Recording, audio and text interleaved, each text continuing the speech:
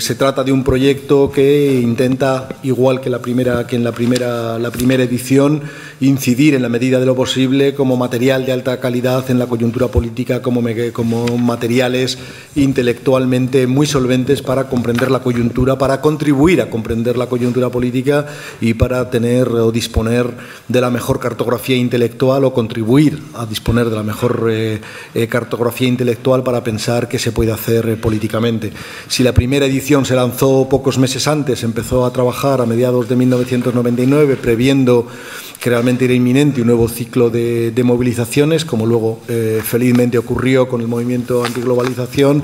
Esta segunda, de alguna forma, cruza, si tuviéramos que decirlo de manera muy rápida, cruza la coyuntura latinoamericana, que arranca a principios de la década de 2000, cruza la coyuntura latinoamericana con todo el ciclo de movilización que aquí, a este lado del Atlántico, comienza con las primaveras árabes y sigue con el movimiento 15M de los indignados, etcétera, etcétera, y que en los últimos meses estalla en torno a la propuesta política de Podemos y todo lo que ha ocurrido alrededor, desde los desenlaces de las distintas primaveras árabes hasta el movimiento de Occupy en los países anglosajones, en Estados Unidos fundamentalmente.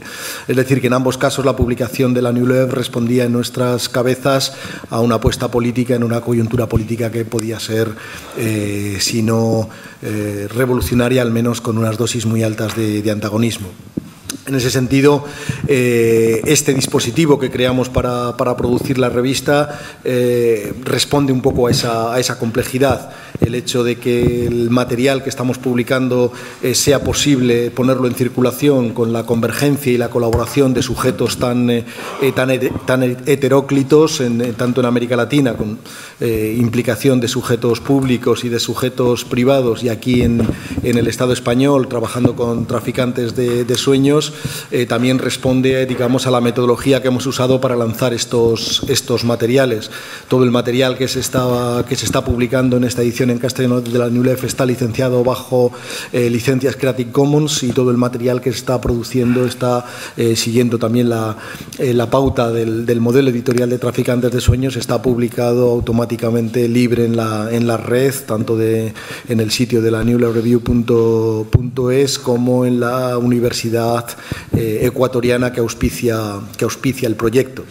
Y desde ese punto de vista pensamos que es también una especie de experimento sobre lo común, es un experimento para producir materiales intelectuales que queremos que circulen masivamente, que queremos que se conviertan en software intelectual de los movimientos sociales, de los nuevos partidos políticos, de las nuevas estrategias que tanto aquí como en América Latina se están configurando y coagulando estos últimos meses, estos últimos años.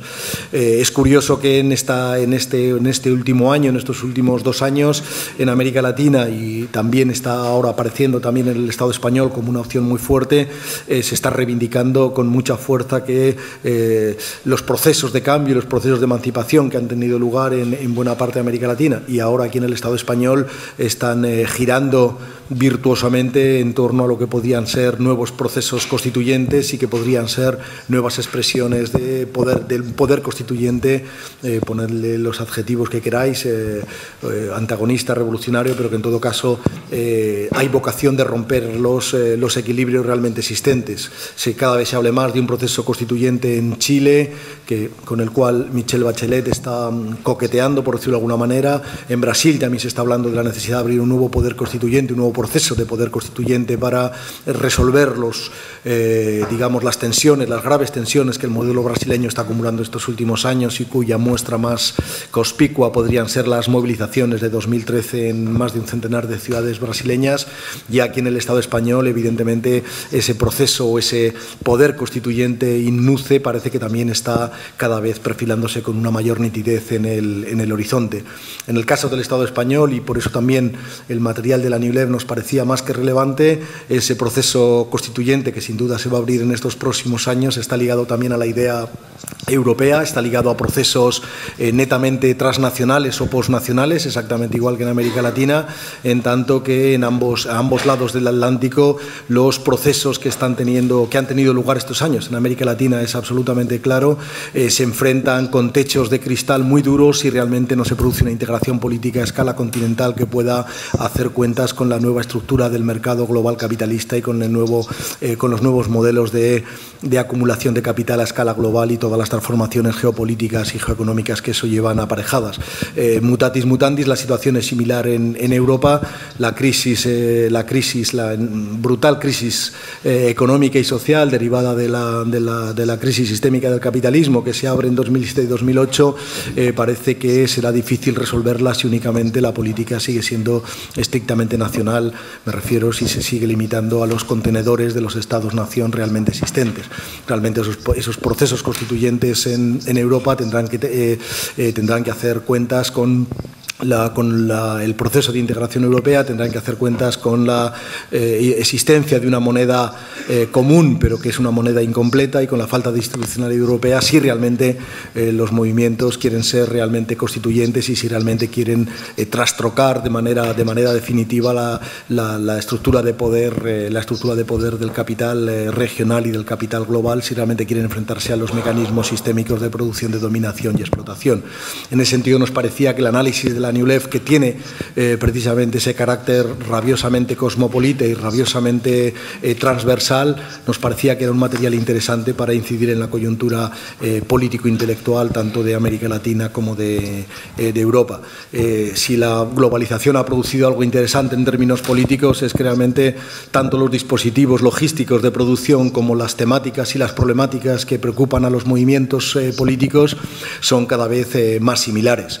En Europa no solo Podemos, pero también Syriza, también los países más endeudados se han vuelto a América Latina, concretamente a Ecuador, para ver realmente cómo Ecuador logró gestionar la deuda odiosa o la deuda que realmente el gobierno de Correa decidió no pagar. En el próximo mes de enero, gente de Ecuador, cuadros básicamente del Banco Central y de la Secretaría Nacional de Planificación, tienen una semana de trabajo con Syriza en Atenas para ver realmente cómo se puede gestionar esa deuda odiosa. Exactamente igual está pensando Podemos aquí en el Estado español, y exactamente igual los materiales analíticos de lo que podría ser una nueva política bancaria, una nueva política monetaria, podrían funcionar de una manera transversal a ambos lados del Atlántico en todo lo que puede ser nuevas políticas monetarias, nueva producción de dinero, de moneda no dineraria o de dinero no monetario vinculada a los derechos, etcétera, etcétera. Es decir, que esa transversalidad de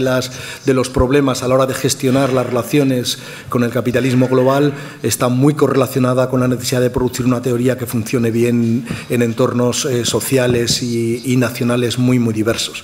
Y en ese sentido, como decía, la enorme calidad de los materiales de la NIULEF, esa calidad que deriva de una matriz marxista muy original, muy rica, muy proteica, muy multidimensional, nos parecía que era un material que merecía la pena hacer circular, en tanto que los procesos constituyentes, tanto en América Latina como en Europa, no van a ser procesos constituyentes reformistas, porque si no serán procesos constituyentes reaccionarios, serán por definición en estos próximos 10-15 años procesos constituyentes dotados de una altísima carga revolucionaria. Y en ese sentido, si no se dispone de una teoría muy articulada, muy densa, que realmente reduzca el tremendo ruido de la denominada sociedad de la información, será difícil producir programas políticos coherentes que tengan una alta capacidad antisistémica. Estas son un poco las razones logísticas y políticas que nos han llevado a producir esta edición de la NIULEF desde Ecuador para todo el mundo de habla española,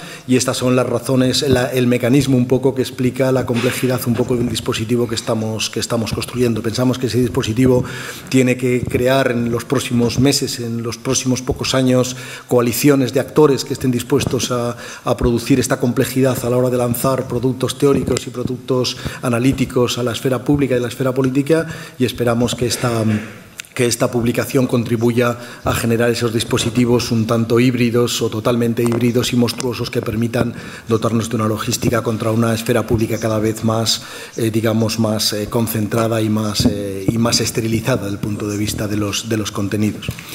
Bueno, yo concluyo con esto. Sí que quiero agradecer a las personas que han hecho posible este acto. Como os decía, la revista es producida aquí en el Estado español con Traficantes de Sueños, y para organizar este acto hemos contado con la colaboración de la Hidra Cooperativa y con el Observatorio de Antropología del Conflicto Urbà aquí en Barcelona, que está integrado en la red GREX, y obviamente con el apoyo generoso y abierto de la Universidad de Barcelona. Muchas gracias. Robin Blackburn es historiador y economista, ha escrito extensivamente sobre la esclavitud como mecanismo de desencadenamiento del modo de producción capitalista, y produjo una potentísima trilogía al respecto, y en los últimos años ha trabajado mucho sobre el sistema financiero y el sistema de pensiones, con algunos de los libros publicados en castellano. Me refiero al análisis que publicó hace 3 o 4 años sobre el sistema de pensiones en Europa. Robin. Thank you. Gracias. Yo quisiera darle las gracias a Carlos y a Iñaki y a nuestros compañeros de Traficantes de Sueños por haber organizado este acto y proporcionarnos la oportunidad de explorar algunos de los temas que son tratados en nuestra revista New Left Review. Bob nos acaba de hacer una presentación sobre la crisis actual y volveremos a este tema más adelante. Voy a hacer algunas observaciones al respecto, pero simplemente para empezar quisiera hacer lo imposible, que realmente es hablar en 12 minutos, daros en 12 minutos 12 temas que han ocupado esta revista en los últimos 12 años. Hemos celebrado nuestro 50 aniversario hace poco tiempo. Son 50 años de historia de la revista en 12 minutos. La revista siempre ha tenido un gran interés en el capitalismo. Y ya hemos estado escuchando un análisis de la crisis actual del capitalismo. Pero esta ha sido una tradición larga de la revista, es decir, intentar enfrentarse a las realidades de lo que es cada vez más una crisis del mundo capitalista. Y hemos publicado algunos autores maravillosos en este sentido, personas como Emmanuel Wallstein, Giovanni Arricchi, Eris Mondale, Andrew Klein, y bueno, podría añadir muchísimos más a la lista. Al hacer esto, estos autores han tratado las contradicciones del capitalismo, también sus éxitos y triunfos, aunque vacuos, como en muchas ocasiones lo son. Y también ha analizado la crítica cualitativa del capitalismo, un régimen social en el que el valor de intercambio triunfa sistemáticamente sobre el valor de uso. Y Bob nos ha estado hablando sobre el fenómeno de la producción redundante. Y también hemos publicado a Mike Davis, un crítico muy introspectivo sobre la ecología política y el gran precio que hemos pagado por el crecimiento capitalista en términos de los recursos del planeta. De manera que existe una dimensión ecológica. Vemos el estancamiento en las cifras del PIB, pero estas cifras del PIB en sí mismas son nos conducen a una mala interpretación porque no reconocen la destrucción que se produce, que es el precio. Un precio no reconocido o pagado apropiadamente del modelo capitalista de la economía.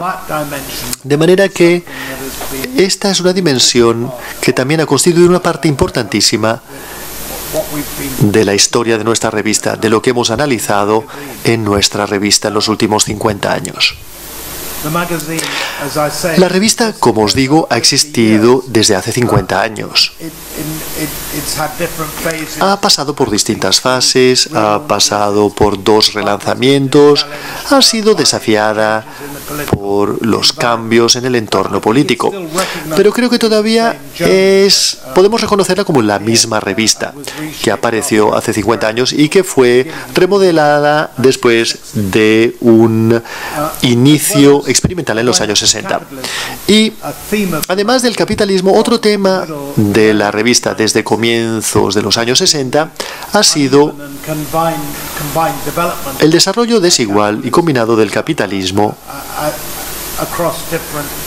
en distintas regiones y naciones. Y la revista ha realizado estudios de país, no analizando únicamente la oposición abstracta de la mano de obra y del capital, sino también cómo algunas regiones en particular y cómo algunos países en particular representan una combinación original y tanto desde el punto de vista de la política como de la economía mundial, alcanzando a veces un punto de grandes cambios en las pautas básicas. Los estudios de país significan que durante este periodo de 50 años de nuestra historia hemos realizado 60 o más estudios de algunos países en particular y de la causa de su desarrollo económico-cultural, de los recursos que estos países han generado. Esto fue llevado a cabo con la idea de combatir el provincianismo de la izquierda europea y de la izquierda inglesa. De hecho, dentro de la izquierda inglesa, New Left Review era considerada, y cuando escuchéis a Susan y a Perry os preguntaréis cómo han cambiado los tiempos, pero la revista era considerada como una revista muy proeuropea y de hecho apoyamos el movimiento hacia la integración europea durante los años 70. Posteriormente nos hicimos cada vez más críticos y permitiré que otros compañeros de mesa hablen sobre este punto. Además de ver estas coyunturas de distintos países, esto nos llevó a una crítica, especialmente en relación a algunas instituciones británicas, que fueron analizadas por Perry Anderson y por Tom Mann, y las características poco democráticas que caracterizaban el desarrollo inicial del capitalismo en la Gran Bretaña. Y las características de un Reino Unido desunido fueron el tema favorito de Perry y Tom. Y Tom luego se convirtió en uno de los teóricos principales del nacionalismo de la situación de Escocia en el contexto del Reino Unido. Y esta es la llamada tesis Anderson, relacionada a los destinos de la nación-estado. Otro tema desarrollado después de sus artículos fue la preocupación por las naciones y los nacionalismos. Y esto dio lugar a otro conjunto de tesis de Neil Anderson, como en este caso era Anderson Benedict Anderson, un autor profundamente, digamos que ha influido profundamente en el pensamiento de las izquierdas. El nacionalismo era percibido como tener un potencial democrático y también evidentemente un potencial reaccionario. Unos argumentos muy importantes que fueron llevados a distintas situaciones y que fueron traducidos a muchas lenguas. El cuestionar el eurocentrismo en el caso del público europeo y su provincianismo en el caso del público británico. El enfoque de la revista o la historia del nacionalismo dio lugar a un debate muy importante dentro de Breton, con colegas en la izquierda. Edward Thompson, que fue uno de los fundadores de la New Left Review, produjo la famosa crítica a Perry, a la que Perry respondió. Benedict Anderson y Tom Mann y su tesis sobre el nacionalismo indudablemente fueron, digamos, la base de los escritos de Bottom en los años 70 y 80 sobre las naciones y el nacionalismo. De manera que este es un tipo de debate sobre el cual la revista, podemos decir sin falsa modestia, hicimos unas aportaciones fundamentales. Una preocupación que define a la revista desde su comienzo fueron los temas de guerra y de paz. The New Left Review originalmente se produjo en los momentos de las grandes campañas para el desarmamiento nuclear en la Gran Bretaña en los años 60 y 70, y coherentemente durante todo ese periodo y posteriormente la revista fue totalmente antagonista al militarismo, al expansionismo y sobre todo por parte de las naciones del primer mundo. Su posicionamiento, la dimensión antiimperialista de la revista fue muy importante. Pero el militarismo como fenómeno del desarrollo humano también ha sido tratado desde distintos puntos de vista. Y Edward Thompson publicó un famoso ensayo sobre el peligro nuclear, el exterminismo, como el título aquel artículo.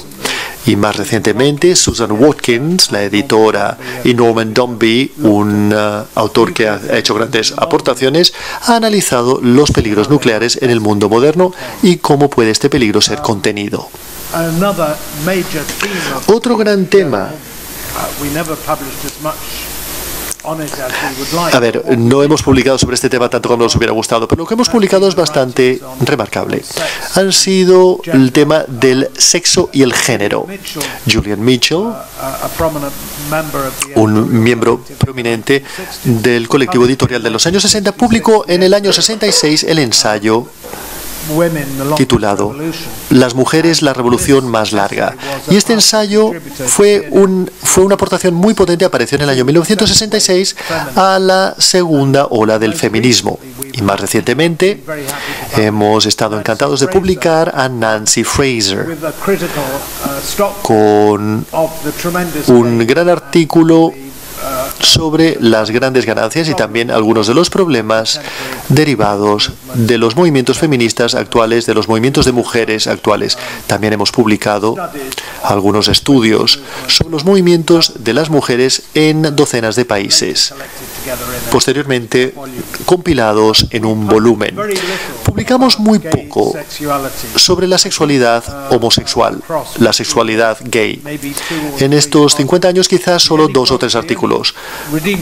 El único aspecto que nos redime de esto es que han sido artículos excelentes, de manera que David Thornback escribió un análisis estupendo sobre la sexualidad gay y los movimientos que han producido en la New Left Review. Pues bien, estas eran características distintivas del socialismo de la nueva izquierda. Yo creo que existía un gran interés en los logros de la izquierda tradicional y el New Left Review intentó no verse, digamos, arrastrada por la retórica de los nuevos movimientos de izquierdas que pretendían sustituir completamente las organizaciones tradicionales de la clase trabajadora. Hemos luchado para mantener un interés en la clase y también en los nuevos movimientos sociales. Y Göran Tarbon ha sido uno de los autores que más han contribuido y recientemente ha hablado de las nuevas bases de nuevos movimientos de clases. Stuart Holborn, el primer editor del New Left Review, escribió sobre los movimientos interétnicos y los movimientos interclase. Nos retó a todos y logramos mantener un elevado nivel de debate, tanto en cuanto a las lecciones aprendidas de la experiencia de la Unión Soviética y también lo que ha ocurrido en China. Y escritores, autores como Wang Kaiwao, que forma parte de nuestro comité editorial, y Lin Chun, un historiador de la nueva izquierda, conjuntamente con algunas docenas de autores que han hecho grandes aportaciones, han analizado muchos aspectos distintos de lo que está ocurriendo y ha ocurrido en la China. La teoría siempre ha sido muy importante para la New Left Review. Y me remito al ensayo de Hal Krishna sobre la nueva izquierda, y Slavoj Žižek, que también ha hecho grandes aportaciones, y hemos estado encantados de publicar algunos de sus artículos sin necesariamente comulgar con sus tesis más enérgicas y sus intervenciones más enérgicas. La experiencia también ha sido fundamental para la revista. Y quisiera mencionar un nombre, Ronald Fraser, que evidentemente le conoceréis como historiador de España, pero un hombre que siempre insistía, tanto si hablásemos de capitalismo como de la Guerra Civil Española, siempre insistía en analizar desde dentro el tema, la experiencia subjetiva de los grandes desarrollos en momentos álgidos de la historia. Escribió 30 o 40 ensayos por parte de trabajadores que explicaban las preocupaciones que surgían de su experiencia individual y subjetiva en el lugar de trabajo. Y a la vez habló sobre la experiencia española y la guerra civil, entrevistando a muchas personas a ambos lados de aquel conflicto histórico tan importante. Pues bien, he hecho una presentación muy breve de los temas que hemos publicado en estos últimos 50 años de nuestra revista, pero en este poco tiempo que se me ha concedido, pues os puedo dar algunas pistas. Y Perry y Susan hablarán sobre estos temas. Yo personalmente quisiera tomar el punto que ha desarrollado Bob y añadirle algo. Vivimos en un mundo que él ha descrito muy bien, en el que la crisis no ha querido irse. Algunos medios dramáticos han sido utilizados, pero no han sido efectivos. No es que hayan sido totalmente ineficaces, pero de alguna manera se compró tiempo, pero también se desperdició tiempo. Las instituciones financieras todavía están aquí y la propiedad privada todavía tiene sus propias instituciones y la utilidad social o pública también está aquí. Incluso los derivados financieros están siendo presentados y considerados como activos vitales del sistema. Hay mucho secretismo sobre dónde están los activos.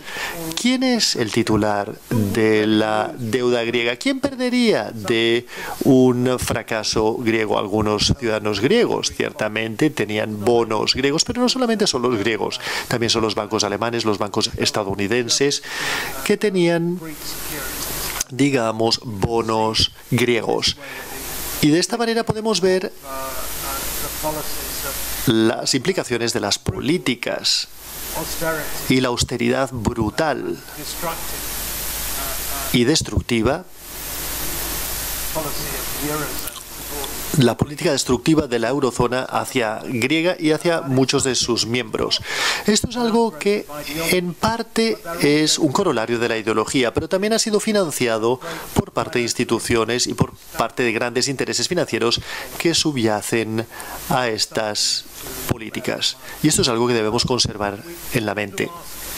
Quisiera preguntar, ¿qué podría ser ¿Qué podría hacerse en relación a esta situación? Pues bien, yo creo que yo personalmente me encontré en la situación de estar, digamos, de poder entrevistar con la ayuda de Carlos al presidente Rafael Correa de Ecuador hace un par de años para el New Left Review. Y una de las primeras cosas que el presidente Correa hizo es presentar la idea a la que Carlos se ha referido, establecer un comité de auditoría sobre la deuda pública y ver los términos y condiciones de la deuda nacional, que es una de las primeras cosas que hizo al ser elegido presidente hace 8 años. Antes de que la crisis hubiese, digamos, afectado realmente a Ecuador desde una dimensión internacional, ya se estableció este comité de auditoría de la deuda nacional para intentar establecer si había habido corrupción o si había habido presiones injustificadas o inadecuadas sobre el país. Por ejemplo, si había habido contratos, digamos, blindados en relación a la ampliación de los préstamos. Este comité de auditoría, que incluía evidencias de los ciudadanos ecuatorianos y también de expertos, pudo establecer que casi la mitad de la deuda era una deuda incobrable y que debía ser rechazada completamente, o podía ser rebajada a 20 o 30 céntimos por dólar. Hasta ahora nadie ha desafiado legalmente esto porque fue realizado de una manera tan escrupulosa y tan profesional y no demagógica que nadie ha podido enfrentarse a esto. Y nos proporciona un precedente muy interesante que podría ser utilizado. Y creo que Podemos, tal y como yo lo entiendo, se ha interesado muchísimo en analizar cómo la demanda débil, que es una dimensión fundamental y vital de la crisis, se ha mantenido y permanece, y hace que la crisis sea tan difícil de superar, porque estas hipotecas todavía son impuestas, incluyendo a aquellos de bajos ingresos y los pobres que no tienen ninguna posibilidad de pagarlas, de pagar su hipoteca. Y esto es algo que nos remite a la posibilidad de un desarrollo positivo. Y desde muchos puntos de vista, y creo que lo mismo se puede decir de España, las presiones económicas enormes y por parte, digamos, de los vendedores han afectado y se ha aceptado en los últimos 2 o 3 años en la Gran Bretaña. Tenemos las PPI, digamos, unos sistemas de seguro, de seguro para el pago de la hipoteca, que es algo totalmente fraudulento, totalmente falso, incierto, y que convencía a la clase trabajadora, digamos, de que en caso de quedarse en el paro podrían continuar pagando su hipoteca. Y tuvieron que pagar muchos miles de millones como compensación. Una compensación que realmente no empieza, o empieza de la manera más modesta, a pagar los terribles daños que ha causado esta crisis. También tenemos la tasa LIBOR rate, el tipo de interés, y también las transacciones de moneda extranjera y muchas otras estafas y fraudes y escándalos que deberían estar en las portadas de la sección financiera, pero que lamentablemente hoy en día son ya habituales en las portadas de todos los periódicos. Pues bien, esto hacía que personas de bajos ingresos aceptasen préstamos para los que tenían simplemente la imposibilidad física de pagar, de devolver. Y ciertamente debería haber alguna institución financiera. Si hubiesen invertido en bonos griegos, en bonos públicos griegos, si hubiesen invertido en bonos hipotecarios basura, y si se les hubiese dicho que estos son malas inversiones debidas a una mala gestión, ¿quién tiene que pagar por esto? ¿Las víctimas o los perpetradores, los bancos? Pues bien, yo creo que es extremadamente importante que Podemos haya planteado este tema y haya hablado de una auditoría nacional de la deuda para eliminar, digamos, esa deuda. Todo puede acabar en cero, pero a ver, no se reducirá a cero la deuda, pero si pudiese reducir a un 50%, esto proporcionaría una buena plataforma para una recuperación económica. La recuperación económica trata de esto y también de mejores condiciones salariales para, digamos, el mercado laboral y especialmente la de los jóvenes. Una mejora de las condiciones de crédito a través de una recuperación de la demanda, pero esto también implica tomar algunos pasos deliberados. ¿Y qué quiero decir con esto? Animar directamente a la construcción de valores de uso y dejar de lado la tiranía de los valores de intercambio.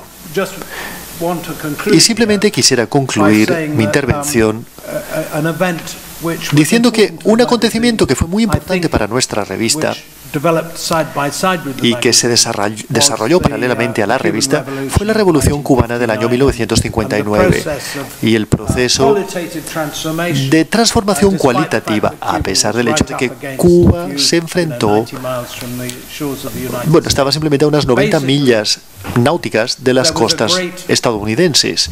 Básicamente se produjo una gran expansión de la demanda a través de la política keynesiana, pero también hubo un seguimiento de todo esto mediante la creación de nuevos valores de uso y una transformación revolucionaria de las instituciones y una reforma agraria y una reunión de, digamos, recursos masivos que fueron invertidos en la educación, la sanidad y el desarrollo económico de todo tipo. Este fue un enfoque fantástico en la posibilidad del valor de uso ante las limitaciones del valor de intercambio durante aquellos primeros años de la Revolución Cubana. Y Stuart Hall y después, posteriormente, Perry y yo mismo y varios otros autores hemos escrito en diferentes ocasiones sobre lo que estaba ocurriendo en Cuba y no siempre podíamos, digamos, sentirnos entusiastas por todo. Cuba se enfrentaba a toda una serie de dificultades y también se cometieron graves errores, pero para ser un país pequeño ha desempeñado un papel realmente muy importante y también existe un valor de integridad, el valor, tal y como se ha visto en Sudáfrica, la resistencia cubana que acabó en la destrucción del sistema del apartheid en Sudáfrica, donde Mandela mismo desempeñó un papel protagonista y le, digamos, homenajeó a la resistencia cubana. Si los cubanos hubiesen vendido y hubiesen traicionado, tal y como otros movimientos y revoluciones han sido traicionados, creo que habría sido imposible ver la resistencia de la izquierda, incluyendo momentos en los que se cometen errores, pero la resistencia de la izquierda en tantas partes de la América Latina. Os podréis imaginar que la razón por la cual digo todo esto es que creo que es una coincidencia afortunada que este acontecimiento, es decir, la celebración del 50º aniversario de la revista, coincida con, digamos, el hecho de que Estados Unidos se ha visto vencida en su tentativa de estrangular a Cuba durante estos 50 años. Algo que ciertamente el pueblo de Cuba ha pagado, el pueblo cubano ha pagado un alto precio por esto, pero asegurándose de tener las prioridades correctas, han podido asegurarse unos estándares muy elevados de educación en su población, y esto ha probado ser un faro brillante para todos los pueblos. También sabemos que los cubanos han seguido esto, no solamente mediante misiones médicas, incluyendo a centenares o miles, como en el reciente brote de ébola. Los cubanos van allí. Y ha sido muy interesante ver a muchos comentadores estadounidenses decir, nosotros vamos allí, a Liberia, y encontramos que los cubanos ya están allí. Y ellos son los que nos dicen qué tenemos que hacer y cómo podemos hacernos útiles ante esta situación. Y simplemente me gustaría concluir diciendo que este tipo de desarrollo, este tipo de acontecimiento, yo lo veo como una coincidencia afortunada y como un ejemplo o modelo de triunfo, algo que reivindica pues el posicionamiento que intentamos seguir en nuestra revista. Gracias.